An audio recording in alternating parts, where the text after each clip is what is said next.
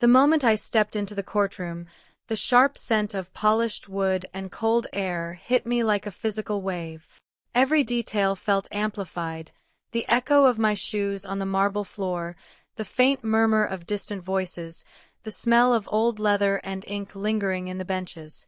My parents sat on the right side, flanked by my sister, faces carefully blank, pretending the years of neglect and betrayal never existed. For a fleeting second, my mother's eyes widened, a crack in the armor she'd built over decades, but she quickly looked away, as if daring anyone to notice her guilt. My father adjusted his tie with that same smug confidence he always carried, leaning over to whisper something to my sister. Her lips curved into a subtle smirk, the kind of smirk that said she had already counted her victory, already imagined the courtroom bowed to her side. Then the judge entered, his presence commanding immediate silence. His gaze swept the room, lingering for a heartbeat on me. There was a flicker of recognition, and suddenly the air thickened with tension. The courtroom chatter died instantly, swallowed by the weight of his words as he cleared his throat and said, "This case is different." Those 3 words landed like a challenge, an unspoken warning that nothing here would be easy or ordinary. I breathed slowly, forcing calm into my shaking hands and taut shoulders, knowing that every step, every glance, every heartbeat would matter. On the outside, I appeared composed, measured. Inside, my mind raced, my chest tightened, and I felt the full weight of everything I had fought for. Because this wasn't just a case, it was 32 years of waiting, of watching, of proving that love and presence mattered more than blood.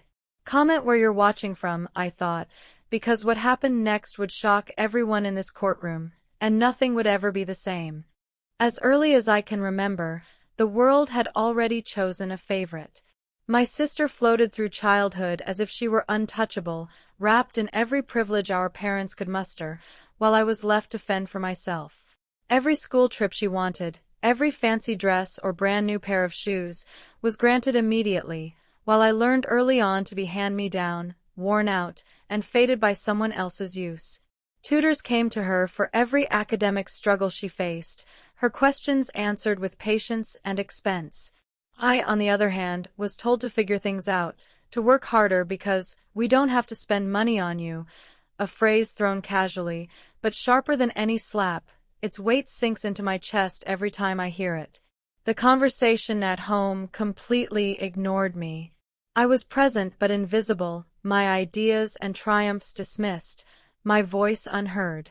It wasn't all darkness. Aunt Helen, a neighbor named Mrs. Caldwell, a close friend from around the block, she became my refuge. She saw potential where my parents saw only a burden. Aunt Helen would sit with me for hours, pondering math problems or history essays, inspiring me to higher purpose, proving my worth to myself, even if the people who were supposed to raise me couldn't see it. Her quiet faith became the foundation I clung to when I was most alone. The contrasts were countless. I remember my sister's high school graduation party like a glittering insult: balloons, catered food, live bands, expensive gifts neatly lined up, every neighbor and friend invited.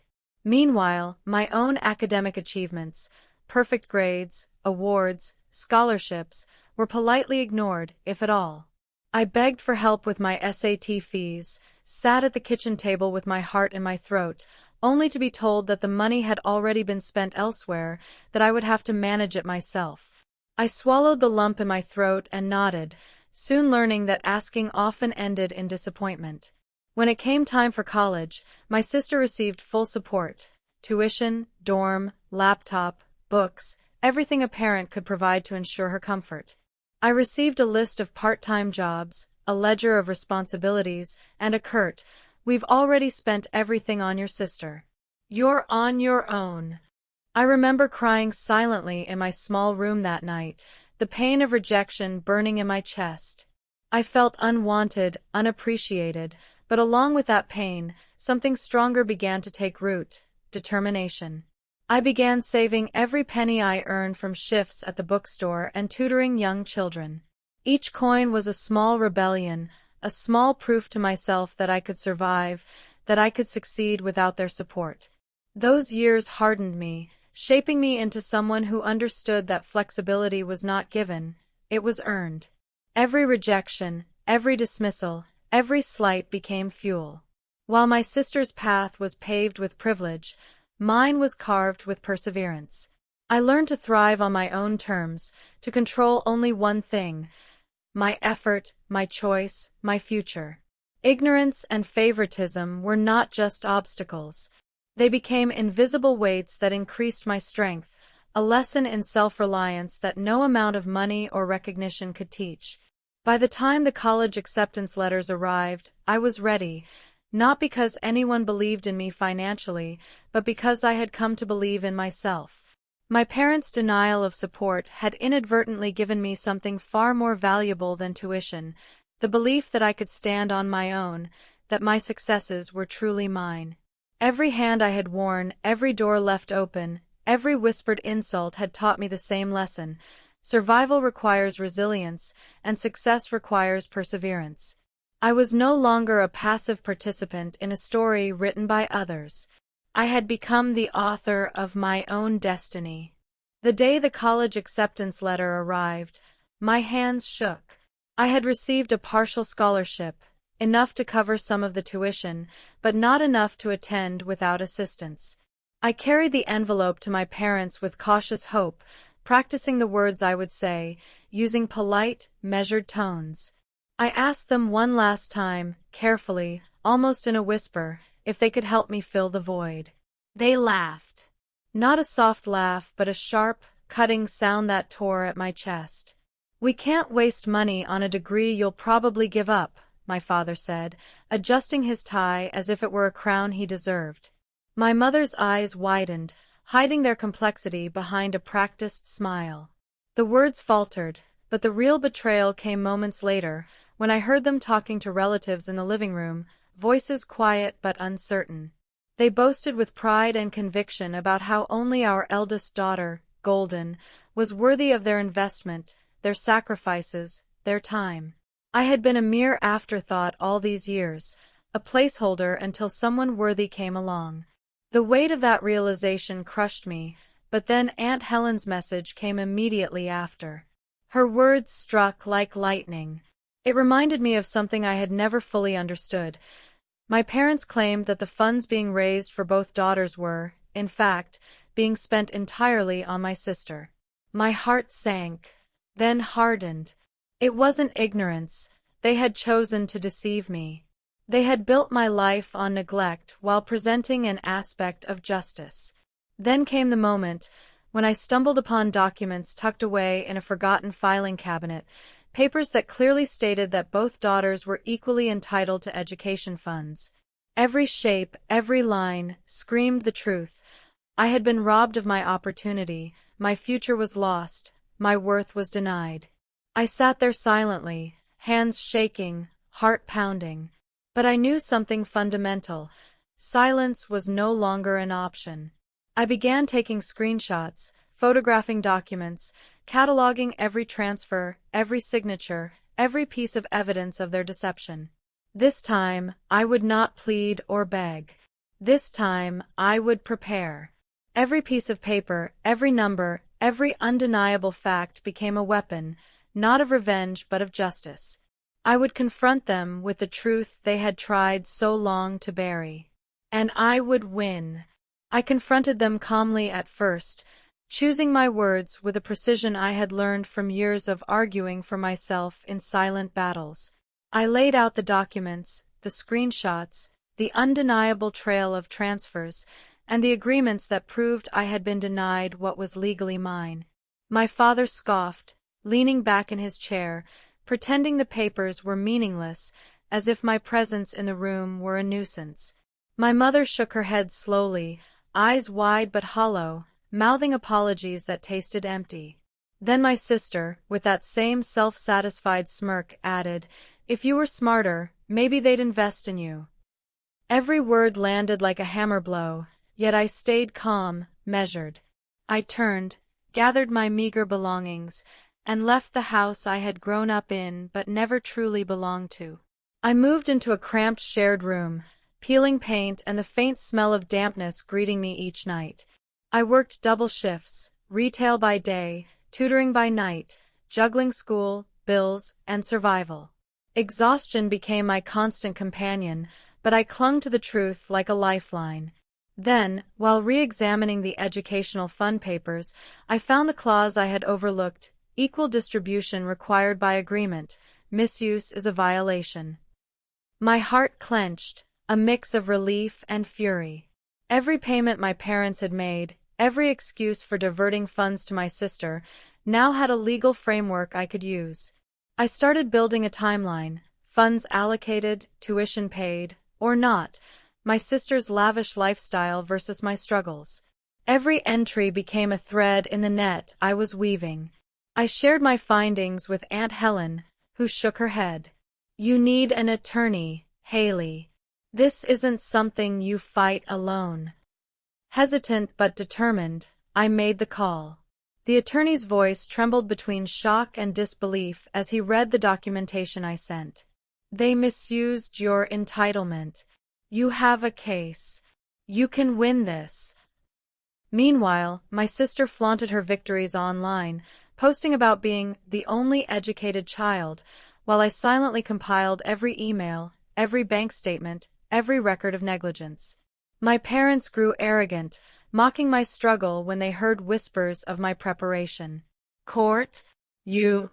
Impossible," they sneered, confident in their illusion of control. I didn't reply. I didn't argue. I filed the complaint quietly, deliberately, letting the law do what my words could not. The moment I hit submit, I felt a weight lift, replaced by a cold, focused determination. For the first time, I was no longer invisible. The fight wasn't about money alone. It was about recognition, fairness, and finally proving that showing up and being rightful could never be ignored. I was ready for the courtroom. The first day of court arrived with a quiet intensity that made my stomach tighten, though my face betrayed nothing. They entered together, my parents and sister, perfectly coiffed, dressed in somber colors, projecting an aura of victimhood they hoped would mask their guilt. Their lawyer opened with a practiced tone, claiming I was jealous, unstable, and trying to manipulate the situation for personal gain. I sat still, letting every word wash over me without flinching. Months of preparation had trained me to remain composed, to let facts and evidence speak where emotions could be twisted. When my father took the stand, he smiled with an unearned confidence. "We did everything equally," he said smoothly, as if repetition could transform lies into truth. My sister followed, her voice steady but rehearsed. She didn't want college. She never tried hard enough. My mother's performance was even more theatrical. Fake tears streaked down her face as she whispered, "We tried our best. We only wanted what was best for both girls." The courtroom air grew heavy, the tension so thick it pressed against my chest. The judge's eyes scanned each of them, a subtle frown forming as he processed the contradictions, but he remained silent, letting the testimony hang. My lawyer stood slowly, voice calm but firm, and began the dismantling process. Every claim they made met documented evidence, every excuse confronted with records I had painstakingly gathered over months. Transfers, bank statements, emails, fund allocations, each piece of truth cut through the facade they had built for decades. The questions were precise, deliberate, and their confident composure began to crack under the weight of undeniable proof. The judge leaned forward, noticing the inconsistencies and falsehoods, silent but unmistakably engaged. My heart beat steadily, not with fear, but with the quiet thrill of seeing justice inch closer. Each lie they told, each smirk my sister tried to hold, was met with evidence they could no longer deny. For the first time, the illusion of their control had a visible crack.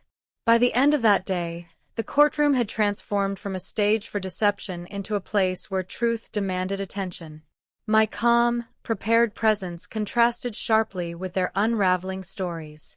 I didn't need to raise my voice or plead for fairness. The law, meticulously documented and uncompromising, did it for me. And in that tension-filled silence, I finally felt the first real surge of power in this fight, not over them, but over the narrative they had controlled for so long. The battle was far from over, but I could see the tide beginning to turn, inch by inch, in my favor. I stood, heart steady, as I presented the first piece of evidence, a copy of the contract establishing the equal education fund for both daughters. The courtroom murmured softly, a ripple of recognition and tension, and I watched as my parents froze, their confident composure faltering for the first time. I slid the document across the table. My lawyer nodded, signaling it was only the beginning. Bank statements followed, methodically revealing every transfer, every tuition payment, every expense, all flowing exclusively to my sister.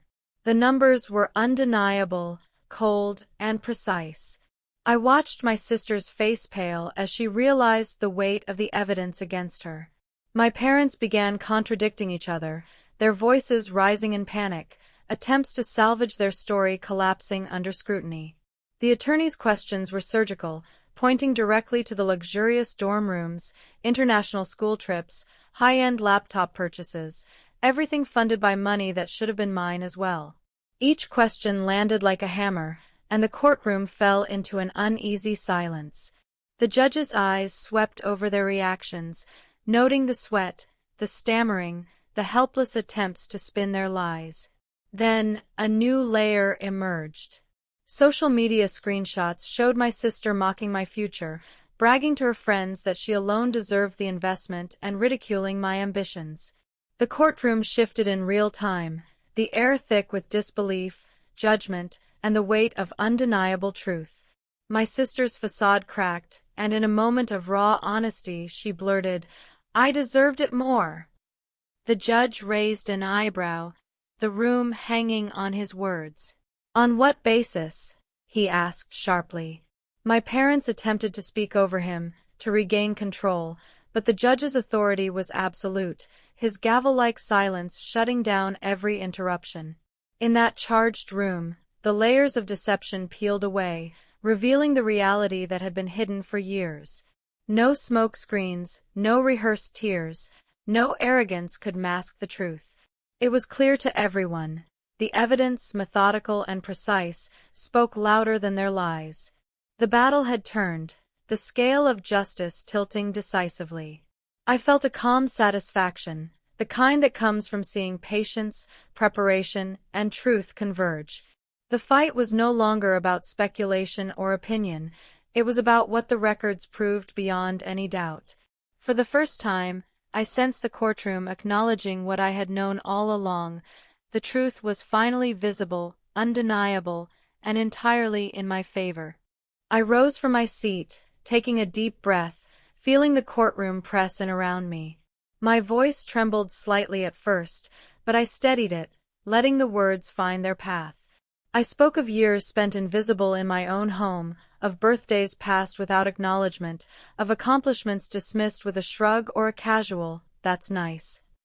I described the quiet humiliation of hand-me-down clothes, the sting of parents who laughed at my dreams while funding my sister's every whim, the endless comparisons that whispered I was never enough. I recounted the nights spent hunched over books after long shifts, sneaking study time where I could, balancing the need to survive with the desire to thrive. I spoke of the small victories that no one noticed, a high score on an exam, an award won quietly, each one a testament to persistence against indifference. My story flowed like a memory-laden river, each detail a shard of the life I had been forced to endure, every slight and neglectful act illuminated under the cold light of truth. "I didn't come here to destroy them," I said, my voice firm despite the heat rising to my eyes. "I came to reclaim what was mine.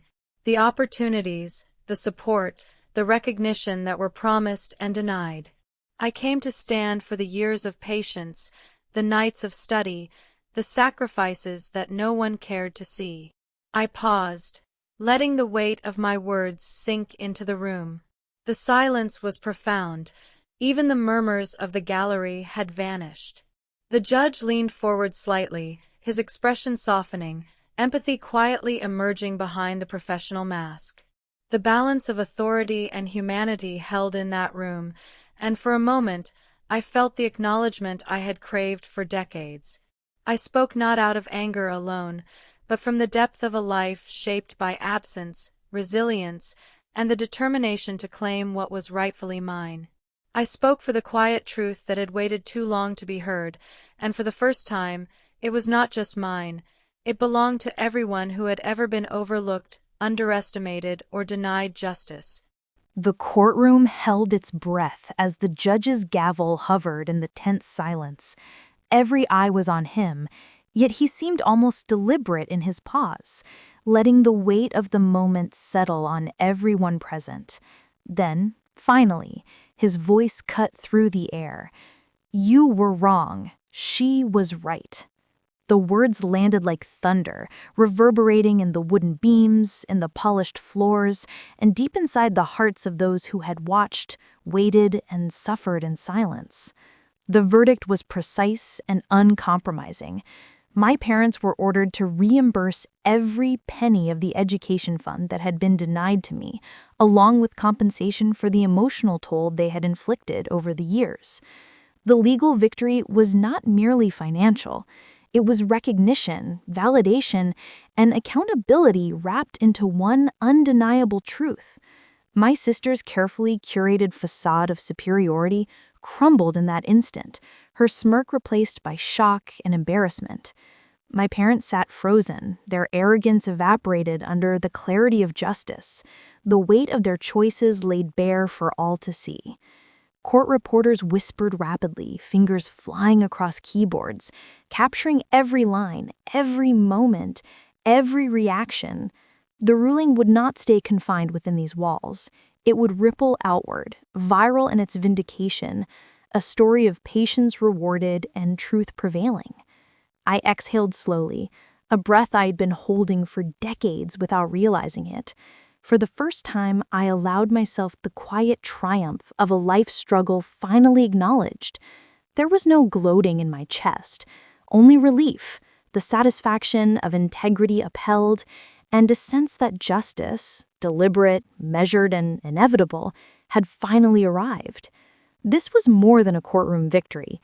It was the affirmation of every sacrifice, every silent tear, every hour spent proving that presence and perseverance mattered more than words, more than pretense, more than entitlement.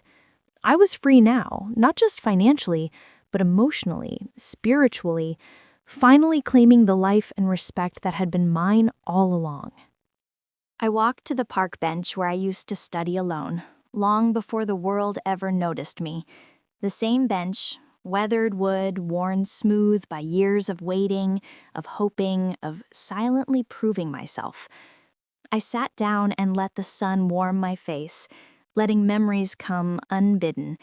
The whispered taunts of feeling less than, the countless hours hunched over textbooks while my sister received every luxury I had been denied. The nights I cried quietly under the covers, feeling invisible and unheard. And yet, in that reflection, I saw something else: resilience, determination, courage I hadn't recognized as a child. Every struggle, every moment of rejection, every obstacle placed by the people who were supposed to protect me had forged me into someone unbreakable. I reached into my bag and pulled out the stack of old rejection letters, the reminders of doors that were closed to me not because I lacked ability, but because I lacked support. One by one, I let them fall into the trash, watching them scatter and dissolve, a symbolic gesture of release. A soft breeze stirred the leaves above, and for the first time in decades, I felt peace. Not the kind of fleeting relief that comes from revenge or victory, but a deep, enduring calm. The knowledge that I had fought for myself, claimed my worth, and honored the people who truly mattered in my life. The bench, the sun, the quiet park, they were witness to a journey completed, to closure earned. I breathed in slowly, letting go of the pain, the longing, the past. And as I stood to leave, I knew that I carried with me not regret or bitterness, but strength, love, and the certainty that I had become exactly who I was meant to be. With the court's ruling behind me, life finally shifted into a rhythm I had longed for but never believed possible. College, once a distant dream, became reality, not borrowed, not half-funded, but fully mine, supported by the resources that were rightfully meant for me. I moved into a modest dorm, a space that felt like freedom more than anything else, and took a part-time job at the campus library, a job that wasn't glamorous but filled me with a quiet satisfaction. Each day was a chance to prove to myself, not my parents, that I could thrive. I poured myself into my studies, late nights blending into early mornings, fueled by determination and the knowledge that I had fought too hard to waste this opportunity. And when graduation day arrived, I walked across the stage with honors, my heart swelling with the kind of pride only hard-won victories bring. It wasn't just the degree in my hands, it was proof of resilience, of being seen, of finally being recognized. Meanwhile, whispers followed my sister and parents wherever they went. Their reputation had suffered under the weight of the truth, and they avoided public gatherings, constrained by the knowledge that the world had witnessed their choices. When they reached out years later, attempting reconciliation, I responded with politeness, but maintained my distance. I had learned that forgiveness was different from forgetfulness, and I owed my peace more than I owed them closure. I began mentoring other students who, like me, struggled against the odds. I helped them navigate scholarships, university applications, and personal obstacles, sharing not just guidance, but the belief that they mattered, that their worth was inherent and not determined by those who failed them. The courtroom clips of my case went viral, not for scandal, but as an emblem of justice achieved, of one person standing up for fairness when it seemed impossible. Messages arrived daily from people inspired by the story, thanking me for proving that standing firm, seeking truth, and honoring those who truly support you can change everything. One afternoon, a young girl approached me at the library, eyes wide with a mixture of fear and hope. Her situation mirrored mine decades earlier. Parents misusing resources, promises broken, dreams delayed. I listened patiently, asking her to tell her story fully without interruption. When she finished, I gave her the same advice I had clung to all those years. Family isn't who shares your blood, it's who shares your hope. It's who shows up, who believes in you, who invests in your growth. Protect that, fight for it, and don't let anyone tell you it's not worth it. As she nodded, a flicker of determination lighting her eyes, I realized how full circle my journey had come. From the girl who sat alone on a park bench, rejecting unfairness silently, to the woman who now guided others to claim their dignity, the arc of my life had transformed into purpose. The pain of being overlooked had become the fuel for justice. The absence of love had taught me what love truly is. The trials I endured had prepared me to make a difference. I left the library that evening with the sun dipping low over the horizon, a soft glow touching the campus grounds. I thought of my grandparents, their voices in my heart, their lessons alive in every action I took. I thought of the young girl and the countless others like her, and I knew that the legacy of showing up, of protecting, of nurturing, and of believing would continue long after my name faded from headlines. Because in the end, family isn't about biology or entitlement. Family is hope given, support offered, and love proven. And I had learned to build it, to honor it, and to pass it forward, one life at a time. If you've ever been the forgotten one, the overlooked, the one whose voice went unheard, this story is for you. It's a reminder that even when the world turns its back, resilience, truth, and integrity can carry you farther than you ever imagined. Justice may not arrive on your timeline, and it may not look exactly how you expect, but it does come. And when it does, it transforms everything. Remember, your worth is not defined by those who fail to recognize it. It is defined by the courage you show, the obstacles you overcome, and the lives you touch along the way. You have the power to rise, to reclaim what is rightfully yours, and to honor those who truly support you. If this story spoke to you, share your own journey in the comments. Let the world know you endured, you fought, and you triumphed. Subscribe for more stories where justice, courage, and determination prevail. Because every story of standing up deserves to be heard, and every voice matters.